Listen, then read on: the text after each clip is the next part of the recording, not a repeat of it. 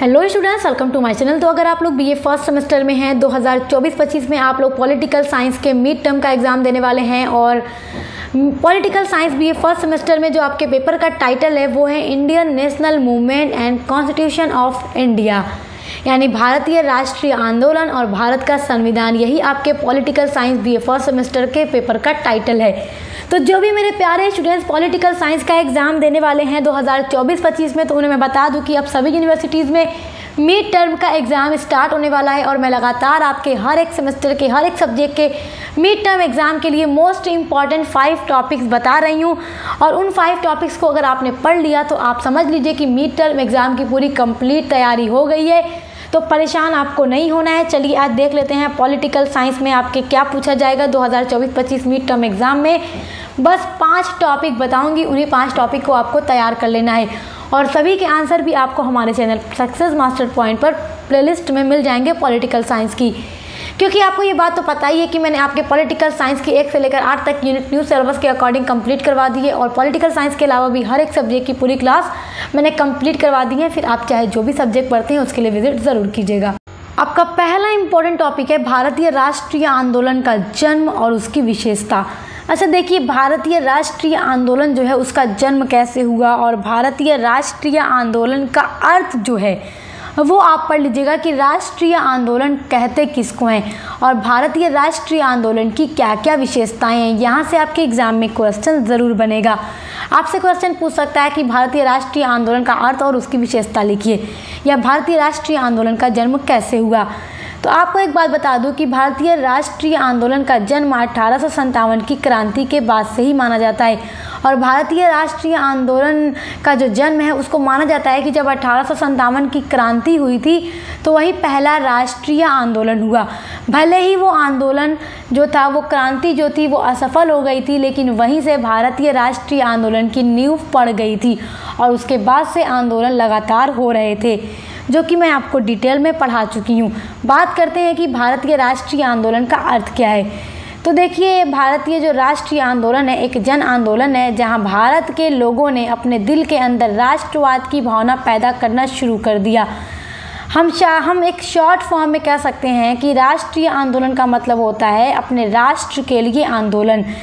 यह देशवासियों के द्वारा राष्ट्र हित में चलाया गया आंदोलन होता है और जब हम अंग्रेज़ों के गुलाम थे तो अंग्रेज़ों की गुलामी से आज़ाद होने के लिए हमारे भारतीय नागरिकों ने, नेताओं ने जो आंदोलन चलाए थे उसे भारतीय राष्ट्रीय आंदोलन कहा जाता है। और उसकी बहुत सारी विशेषताएं भी हैं, जैसे कि हमारा जो भारत का राष्ट्रीय आंदोलन था वो शांतिपूर्ण आंदोलन था और एक क्रांतिकारी आंदोलन था। इसकी दूसरी विशेषता है कि इसकी जो समय अवधि थी वो काफ़ी लंबी थी, ये 1-2 साल चलने वाला आंदोलन नहीं था। इसकी शुरुआत होती है 1857 ईस्वी की क्रांति से और 15 अगस्त 1947 को जाकर हमारा देश आज़ाद होता है। लगभग 100 सालों तक आंदोलन चलाया गया, उसके बाद हमारा देश आज़ाद हुआ। तो सोचिए इसकी लंबी अवधि, कितनी ज़्यादा समय का ये आंदोलन चला, तो इसकी ये दूसरी सी विशेषता हो जाएगी कि लंबी अवधि। तीसरी विशेषता है कि सामाजिक तथा आर्थिक, और चौथी है कि विश्वव्यापी प्रभाव, की इसका प्रभाव पूरे विश्व पर पड़ा था, विश्व के सभी देशों पर पड़ा था जो उपनिवेश रह चुके थे अंग्रेज़ों के। तो आई होप आप इसको समझ गए होंगे। इस पर मैंने डिटेल में वीडियो अपलोड की है। यूनिट नंबर 1 जो आपकी पॉलिटिकल साइंस की है उसमें ही आपको ये टॉपिक पढ़ना है।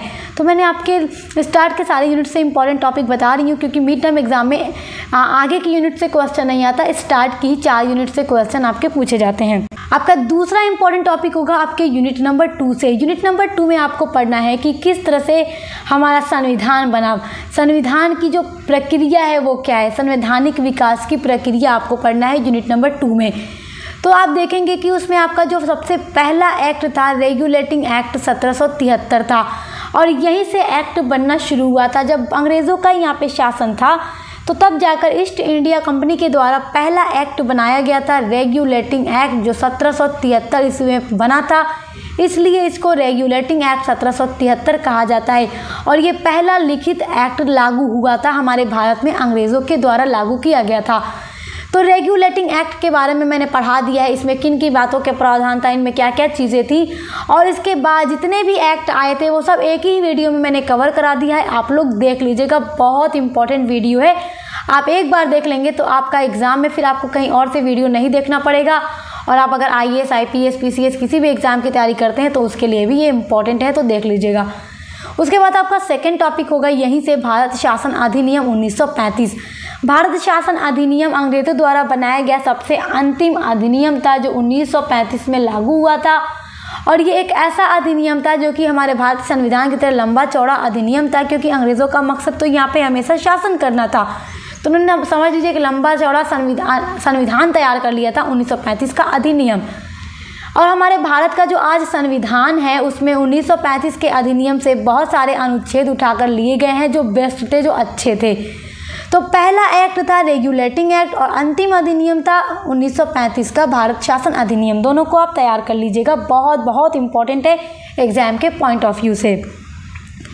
तीसरा इंपॉर्टेंट टॉपिक है आपका संविधान सभा का निर्माण।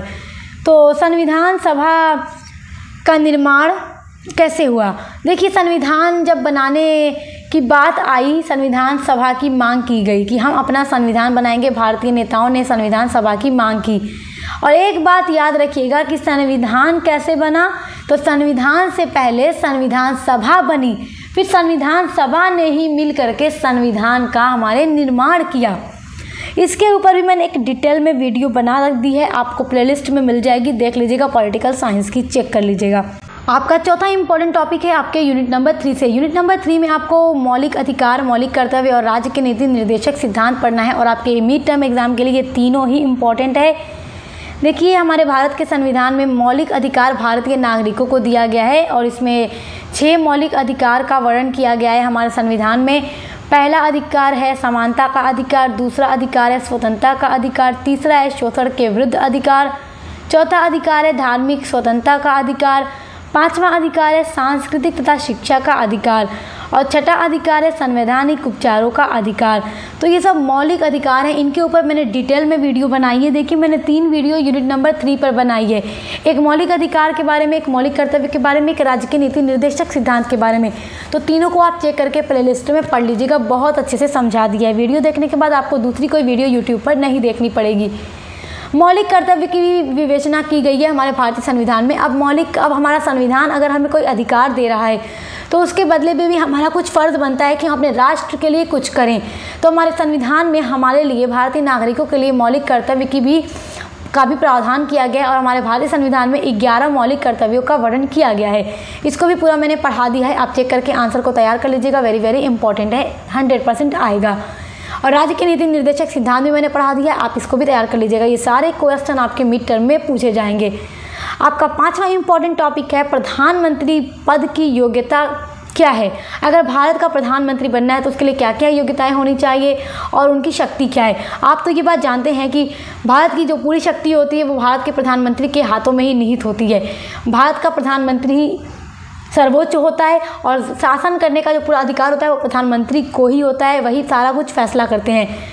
और राष्ट्रपति पद की क्या क्या योग्यताएं होनी चाहिए और राष्ट्रपति पद की क्या शक्ति है। देखिए, राष्ट्रपति, जैसे संसद के 3 सदन होते हैं, पहला है राष्ट्रपति, दूसरा है लोकसभा, राज्यसभा। तो राष्ट्रपति जो है प्रधानमंत्री के अंडर में ही होकर काम करते हैं और इनका जैसे कि इलेक्शन के माध्यम से राष्ट्रपति नहीं चुने जाते, जबकि प्रधानमंत्री तो इलेक्शन के माध्यम से चुने जाते हैं। तो सबसे पहली और इम्पॉर्टेंट जो योग्यता वो ये है कि ये भारत के नागरिक होने चाहिए। तो सब पर मैंने डिटेल में वीडियो बनाई है, आप देखकर तैयार कर लीजिएगा, उनकी शक्ति को पढ़ लीजिएगा। मिड टर्म एग्जाम के लिए 5 इंपॉर्टेंट टॉपिक आपके लिए वेरी वेरी इंपॉर्टेंट है और ऐसे ही आपके हर एक सब्जेक्ट की क्लास हमारे चैनल पे कराई जा रही है। 3 सालों तक जुड़े रहिए हमारे साथ और अच्छे से अपने BA के हर एक सब्जेक्ट की पढ़ाई करते रहिए, तैयारी करते रहिए। अब मिलते हैं नेक्स्ट वीडियो के साथ।